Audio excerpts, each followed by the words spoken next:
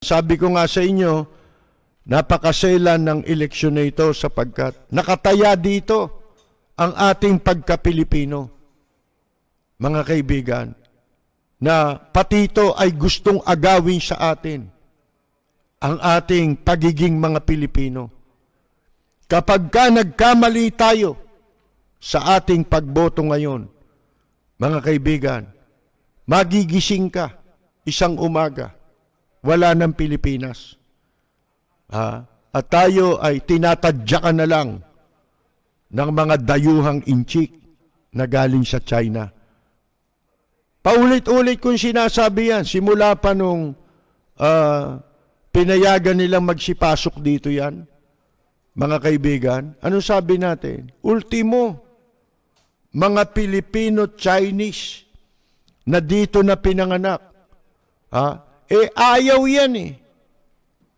Yang pananakop ng China, pakikialam ng China, at naramdaman na natin ang talagang paglahok nila, aktibong paglahok nila sa eleksyong ito para masiguro na maisusulong nila ang kanilang layunin para agawin tayo o agawin ng ating bansa, mapailalim tayo, sa China. Sinasabi na natin yan mga kaibigan Ang mga Filipino-Chinese dito, ayaw nila na makapasok dito yung mga mainland Chinese na yan. Bakit? Komunista yan Kaya nga sila lumaya sa China Mga kaibigan sapagkat komunista yan Timo, dito binabaliktad nila. Sila yung komunista, tapos pinararatangan pati mga bata. Komunista raw. Sila tong kaalyado, kalips to lips ng bansang China. Isa-isang mawawala sa atin. Pati identity natin. Mawawala lahat yan. Ang dapat nating alalahanin, sa Palawan, tinangka nilang gawin yan. Mabuti na lamang ang mga mamamayan sa Palawan ay hindi pumayag na hatiin sila para masakop sila ng China yung ibang teritoryo ng Palawan. Mga kaibigan, marunong ang mga tao ron. Ang kalaban natin dito, mga kaibigan, hindi lang na maglilingkod sa kapakanan ng China, hindi lang si Duterte. Pati yung ibang kandidato na yan. Hayagan naman sila, di ba? Hindi sila makapagsalita laban sa interes ng China dito sa Pilipinas. Ang agenda nila, ipagpatuloy lang. Sila naman ang magpapatuloy sa ginawang pagtatraidor sa mamamayang Pilipino ng administrasyong ito, mga kaibigan. Yan po yan. Nakakatakot po yan. Nakita ninyo ang mga telecommunications business, pinayagan nilang makapagtayo sa loob mismo ng kampo ng militar? Ano nangyari? Ano naging resulta? Kita na natin. Yan text blast ni Bongbong Marcos. Sino kumikilos dyan? Mga kaibigan. Kayang-kaya na nilang isabutahe. Pati website ng mga ng mga institusyon dito sa Pilipinas. Katulad ng Senado. Matataas na tao, sinasabutahe ang website. Hindi pa ba kayo nababahala dyan? Kailan natin, kailan tayo kikilos pagka wala ka nang magagawa? Ganun ba yun?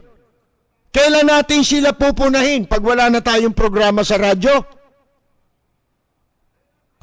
Mga kaibigan, kaya yan ang sinasabi, kasama yan sa mensahe ni Vice President Leni Robredo sa aking interpretasyon. Na sinasabi niyang pag may nangyayaring hindi tama, Kailangan meron tayong gawin. Ha? Hindi pwedeng panonoorin lang natin. Katulad ng ginagawa ng mga politiko, manonood. Pag magtatagumpay na ang taong bayan, at saka sila lilitaw at dadagukan ng dibdib nila na ako. Yan. Magpapanggap na leader. Sabi ko nga sa inyo, lahat yung nasa gobyerno, pwede magsabuatan yan eh. Ha? Pwedeng matira dyan, isa lang. Kamukha ni Vice President Leni Robredo. Meron mga mangilan-ngilang tao, tulad ni na Justice Carpio, at ilan lang. Pero yan eh, mabibilang mo sa daliri yan eh. Mga kaibigan eh. At hindi lamang naman, tinan ninyo, yung sinasabi natin, ba't nagsisitakbuhan ng mga artista na wala ng pelikula? Mga kaibigan. Bakit? Wala silang pera eh. Nakita nila na pinagkakapirahan na lang ang gobyerno eh. Pwede rin sila. Pera lang pala eh. Mamemera lang pala tayo, di pwede kami. Oh, bakit may mga napipilitang kumandidato na maaaring ang layunin nila ay mas higit na dakila kaysa sa layunin nitong mga paulit-ulit kumakandidato? Hindi na napapagod. Katulad si Cayetano. Ang sama ng muka, nag-file. Bakit? Kala ko ba tatakbo kang presidente? Ba't nag-file senador? Nakita ninyo? Yung muka maasim eh. Bakit? Walang pumapansin eh. Oh, independent na takbo. Mga kaibigan. Wala nang parti-partido. Wala nang kumukuha eh. Oh, nakita ninyo? Ito na pagkakataon natin. Maipakita natin sa kanila. Dahil wala na silang kahihiyan. Mga kaibigan, isa-isa nating tinutunghayan ito pong mga sinambit ni Vice President Leni Robredo. Ang isa dyan, sinabi niya na itataya ko ang lahat. Sa katotohanan lang, naitaya niya na eh. Di lalo ngayon. Di ba? Sabi ko nga sa inyo, kung ibabase natin sa track record, dyan natin sila hatulan sa track record. Naitaya niya na yan. Di ba? Sinispilit siyang sinisiraan ng karangalan. Ito, walang ginawa sa kanya. Isipin mo, presidenteng naturingan na saan kanya natutulog. Pagkagabi. Isipin mo yan, chismis, na hindi naman totoo, mga walang basihang, sana man lang kung yung chismis niya may pinaghugutan eh. Wala eh. Mga kaibigan eh, malisyoso eh. Di ba? Ano yun? Tawag mo ron, di ba bastos yun? Sabi ko nga sa inyo, tatandaan nyo ito sa mga hindi masyadong articulate sa Biblia. Meron ho kasing nasusulat sa Biblia na kapag ang byuda, merong ano dyan eh, merong utos ang Panginoon Diyos dyan eh. Ang sinasabi niya, yung mga balo ay tinutulungan, dapat tulungan ang mga balo. Pagka ba binastos mo, tinulungan mo ba? Mga kaibigan, hindi mo na tinulungan, binastos mo pa. Anong klase kayong tao? Di ba? Kung sa bagay, pati naman ang Panginoon Diyos, inalipusta na rito eh. Di ba? Ngayon, ang sabi ni Vice President Leni Robredo, 6 na taon na ang nakaraan. Tinanggap ko ang hamon na tumakbo sa pagka-vice presidente. Ngayon, sasabak tayo sa mas malaking laban. Sabi ko nga, ang boto naman ni Vice President Leni Robredo, hindi naman nababawasan yan. Intact yan, baka nadagdagan pa yan. Yung mga bumoto sa kanya sa nakaraang eleksyon, nung siya'y tumakbong Vice President, intact yun. Bakit naman magbabago ng boto sa kanya yun eh? Nakita naman nila pagsisikap niya. At karamihan sa mga bumoto sa kanya, mga nagsusuri naman yan. Hindi naman basta lang bumoto sa kanya yan, mga kaibigan. Di ba? O, maaring nadagdagan pa yan, di ba? O, at ang gagawin na lang natin dito, magdadagdag pa tayo, di ba? Ng boto. Walang pinakamaganda tayong magagawa, kundi tambakan natin siya ng boto. Huwag tayong tumulad sa ginagawa nilang kampanya na paninira, para puro paninira. Ha? Kasi divisive yan. Nakita ninyo ang approach ni Vice President Leni Robredo. Pati sa kulay, makikita mo, ma-analyze mo na hindi siya tatakbong presidente para lamang sa mga boboto sa kanya. Para lamang sa kanya mga butante. Kung hindi, tumatakbo siya para sa bansa, para sa mamamayang Pilipino. Sabi niya, panata ko ngayon, ibubuhos ko ng buong buo ang aking lakas.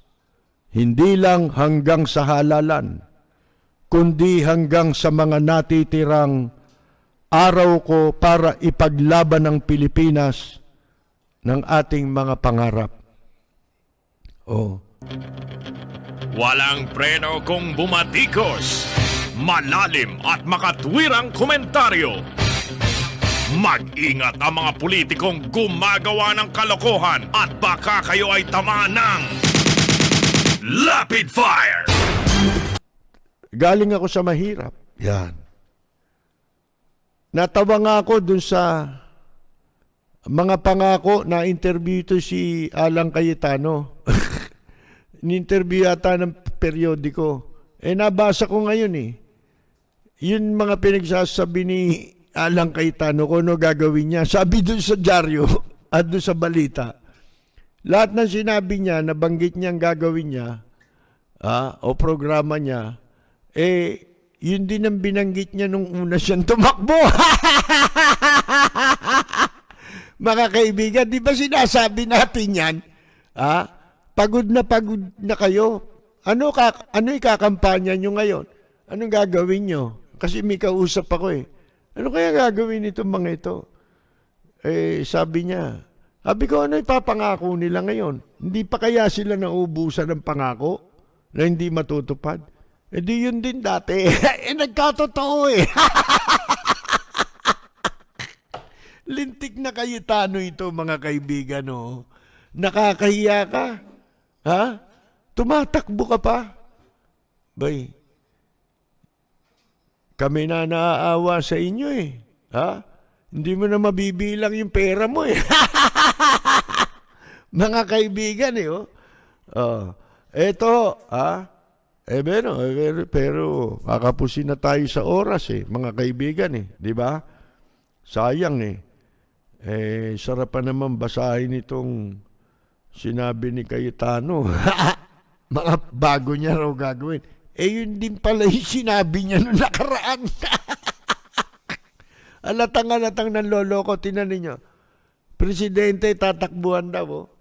Di ba? Nagpapa-charming.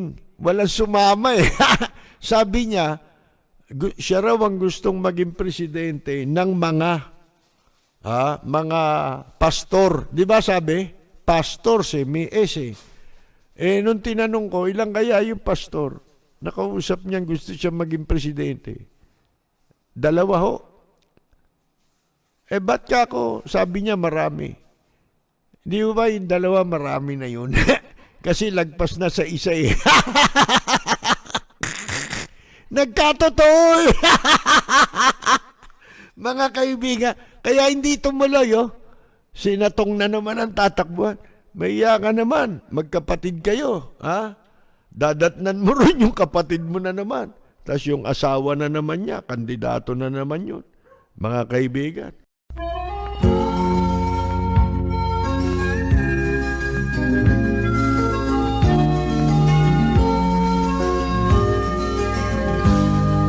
Sa bayan ko ay isa ang lahi. Dito'y wala ang pagkukunwari.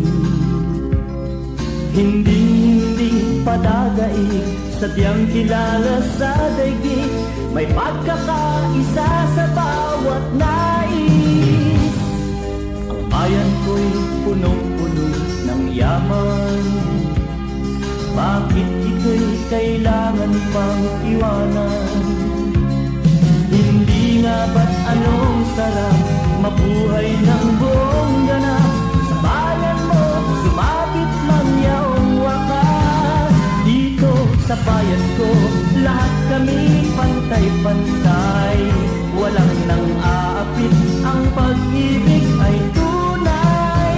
Dito sa bayan ko, dito'y makikilala mo ang isang kaibigan nagmamahal sa'yo.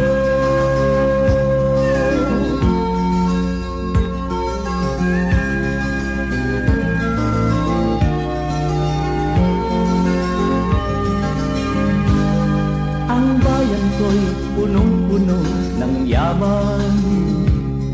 Bakit ito'y kailangan pang iwanan? Hindi nga ba't anong sarap mabuhay ng buong ganap? Sa bayan mo, sumapit ng yaong wakas. Dito sa bayan ko, lahat kami pantay-pantay. Walang nang aabit, ang pag-ibig ay tunay. Dito sa bayan ko, dito'y makikilala mo ang mga kaibigang nagmamahal sa'yo. Dito sa bayan ko, lahat kami pantay-pantay. Walang nang aapit, ang pag-ibig ay tunay. Dito sa bayan ko, dito'y makikilala mo ang isang kaibigan, ang mga kaibigan, ang bawat kaibigan na